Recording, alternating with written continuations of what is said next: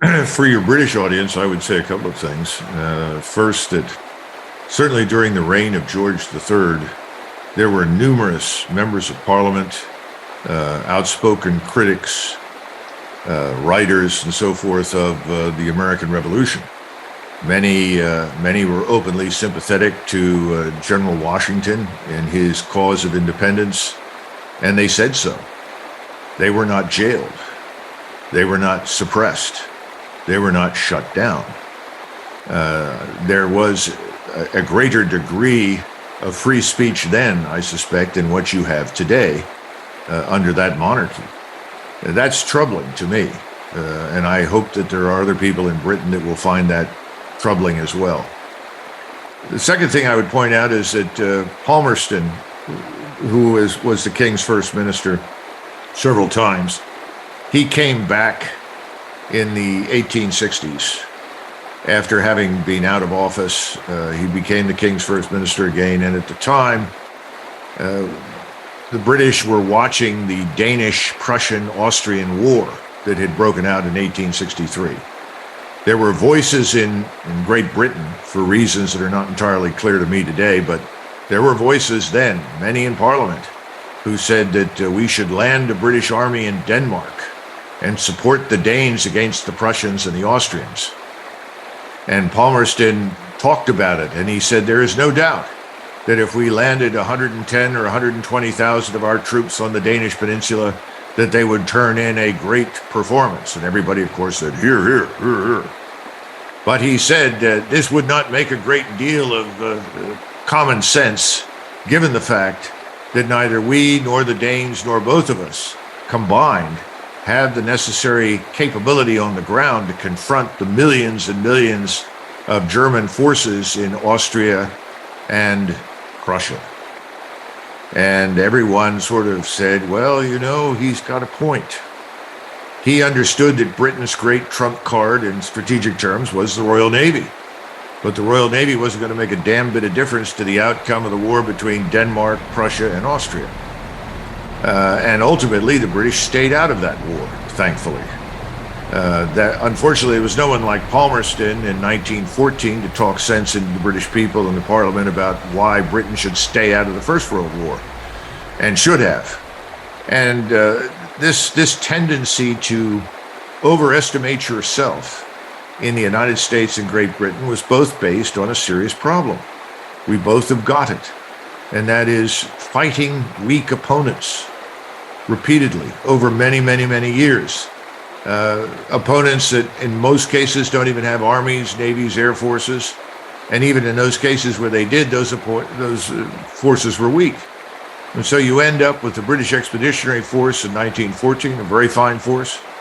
Man for man, one of the best that the British ever fielded. They turned in a good performance, and they had absolutely no chance whatsoever of surviving the encounter with the German army. They ultimately were very fortunate.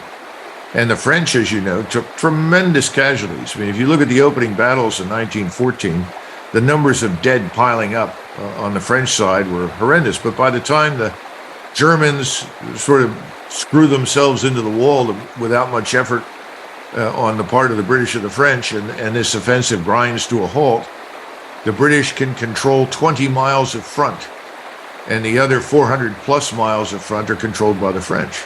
The British have never maintained large standing armies, neither have we. And we have always tended, at least until the First World War, to stay out of these encounters that would cause enormous casualties. And we prefer maritime power and increasingly in the 20th century, aerospace power. So I think you're listening to people who are speaking with no knowledge of real warfare. Now, you mentioned World War I earlier. This is something very few people in Britain understand. When the American forces, and there were 2 million of us that landed in France, when we finally fought, we only fought for 110 days. That's it. And in 110 days, we took 318,000 casualties. And in 110 days, we had 110,000 dead. Now, that's war. And that's war between Europeans. And that kind of war could occur if you fought the Chinese or the Japanese or the Koreans. The rest of the world is not terribly martial in its orientation, its culture, its activity.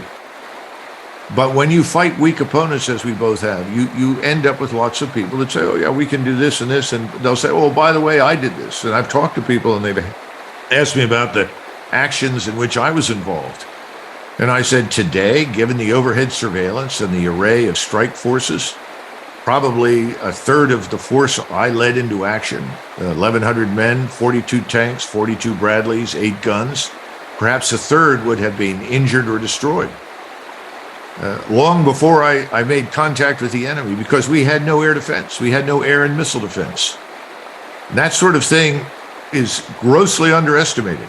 But that kind of thing is what the Russians understand very well. If you go and look at Gureyev, who was a brilliant man, a colonel general who was originally under Ogarkov in the 70s, he still writes prolifically. Go to his writings, a great book called If War Comes Tomorrow. And Gerasimov knows him, everyone knows him. All of these people are students of their profession, and that's the other point. We've never taken our professions very seriously. I mean, if you look at the promotion systems in the U.S. Army and the British Army, maybe you're better off than we are now, but it's an awful lot of cronyism that drives who is promoted and not demonstrated character, competence, or intelligence. And of course, the British always suffered from that to some degree. John Ericsson, a brilliant Sovietologist who taught at the University of Edinburgh. He was from Northern England. I visited with him in 1992, and he said, Douglas, you have to keep in mind that until the late 60s, early 70s, in order to make brigadier in the British Army, you had to demonstrate conclusively that you were stupid. Now, I mean, that's a sad comment, but it's not far off. And all you have to do is pick up J.F.C. Fuller and read his works. And he makes it very clear what the problem was. We have a similar problem today because everything that doesn't count matters. And the things that do count don't. And to expect any of these forces in NATO or the United States or Great Britain to hurl themselves at the Russians is pure folly.